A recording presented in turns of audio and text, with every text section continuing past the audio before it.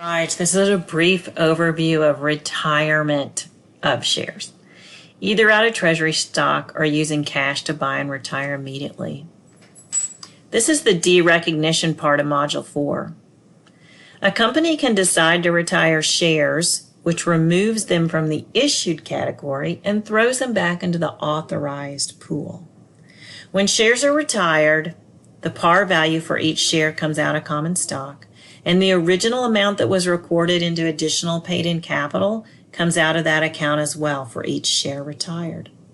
That part's easy enough, just like derecognition we've seen in other chapters.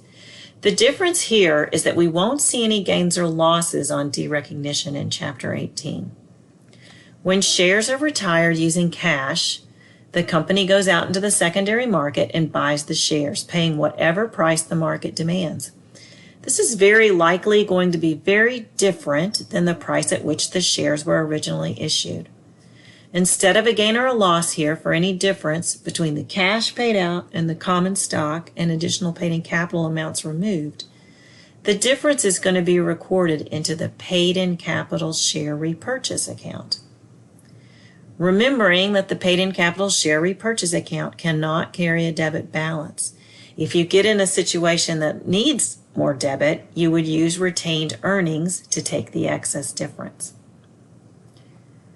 When shares are retired using treasury shares, you still remove the common stock account and the additional paid-in capital amounts for each of the shares retired, but you also remove the treasury stock cost for each share.